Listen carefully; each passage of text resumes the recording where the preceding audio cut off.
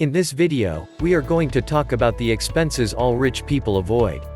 So before starting this video, please like this video, and subscribe to this channel for our future updates. Wealthy people can buy anything and everything they want, right? While that might be true, it doesn't mean the rich are out there dropping dollar bills left and right. In fact, they can be quite frugal. These are some of the things they never buy. Before we have a tendency to begin, why don't you hit the subscribe button, and the bell notification icon so that you never miss any of our videos. Let's begin. Number 10. Flying in business class. Rational people around the world want to travel modestly, even if they have the financial ability to pay more.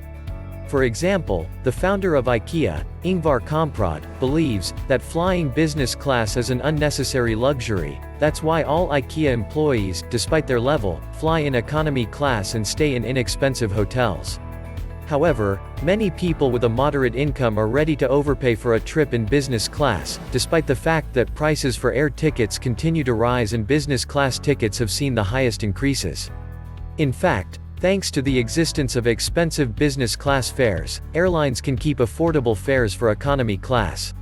When we know about this fact, business class flights stop looking so attractive. Number 9. Extreme inheritances.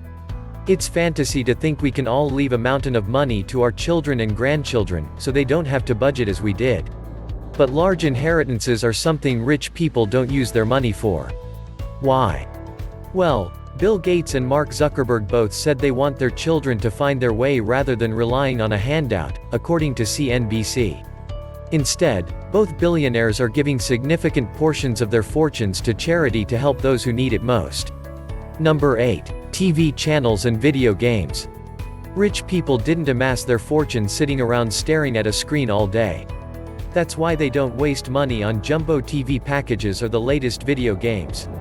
According to 2015 data from Nielsen, adults in households with annual incomes below $25,000 spent considerably more time consuming media through TV, video games, or radio, compared to adults in households with annual incomes over $75,000. We expected high-income households to own more devices, but we did not anticipate that low-income consumers of all devices had greater usage, says Glenn Enoch, Nielsen's SVP of Audience Insights.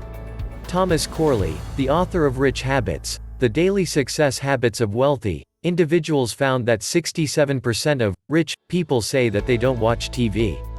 Number 7. Luxury brands. Millionaires can afford the latest fashions from the top designers, but that doesn't mean they're spending their hard-earned money on high-end apparel. In fact, the founder of IKEA, Ingvar Kamprad, told Newsweek that he doesn't wear anything that is not from a flea market to set a good example, and Bill Gates told Time that he still wears a $10 watch despite being able to afford a closet full of Rolexes. Number 6. An overpriced home. Here's something else you'll definitely see on MTV Cribs. But those overpriced homes aren't owned by the ultra-wealthy. In fact, wealthy people house shop much like the rest of us. They look for deals. They want to feel like they're getting the most value for their dollar, and not like they're getting ripped off, Reader's Digest said on its website. What's more is that some wealthy people forego purchasing an extravagant home altogether. In fact, many of them are opting to rent. Renting is more popular than ever, even among the wealthy. Michael Corbett, host of Extras, Mansions, and Millionaires, told HuffingtonPost.com, according to Reader's Digest, home he bought in 1958 for $31,500. Number 5. A big house. Wealthy people prefer to buy promising real estate, for little money, in order to make a profit when it grows in price. For example, billionaire Warren Buffett still lives in the same modest house that he bought in 1958. His cozy house in Nebraska State only cost him $30,000, today it's estimated to be worth $650,000. A Mexican billionaire whose fortune is estimated at $50 billion, also lives in a modest house that was bought long ago and avoids expensive things. Amancio Ortega, the founder of the Zara clothing store chain, also didn't let his success infatuate him. He and his wife live in an ordinary house in Spain.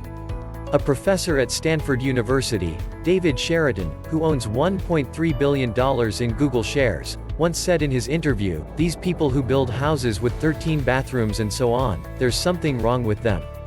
The middle class, in contrast, is mainly driven by the saying, every man should plant a tree, build a house, and give birth to a son.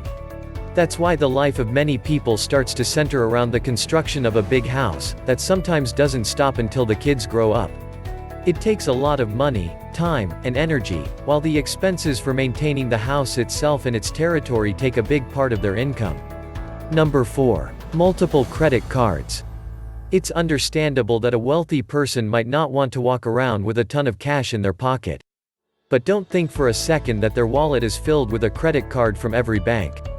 Tom Corley, author of the best-selling book Rich Habits, The Daily Habits of Successful People, told U.S. News & World Report, only 8% of rich people use more than one card.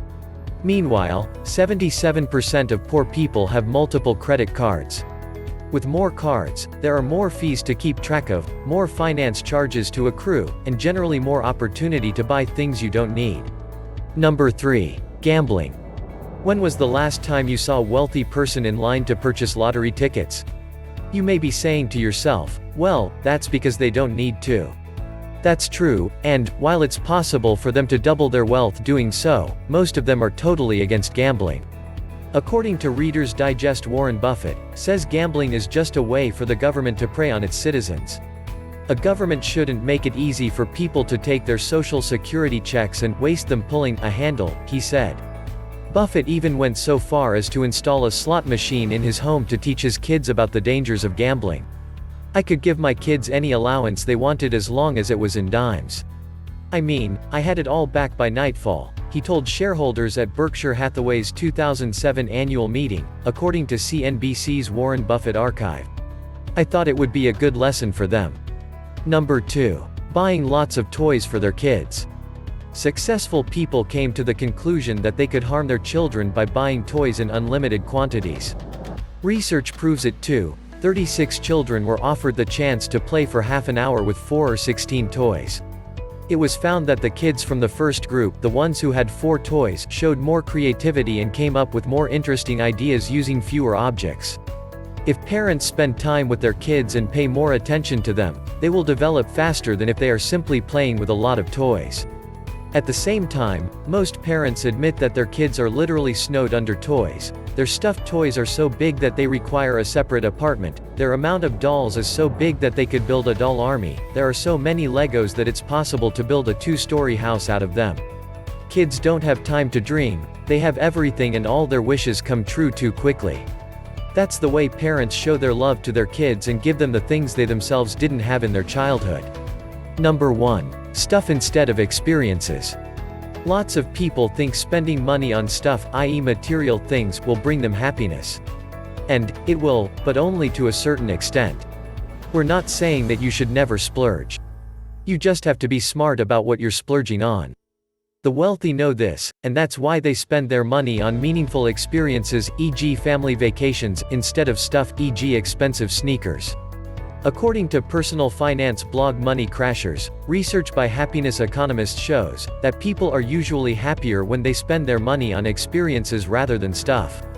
That makes sense considering that you're more likely to look back on your family vacation with fondness than you are those Adidas Yeezy shoes you probably bought on impulse. What do you think of our list? Which of the above expenses shocked you most? Let me know in the comment section below.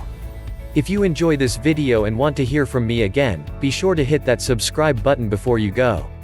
Thanks for watching.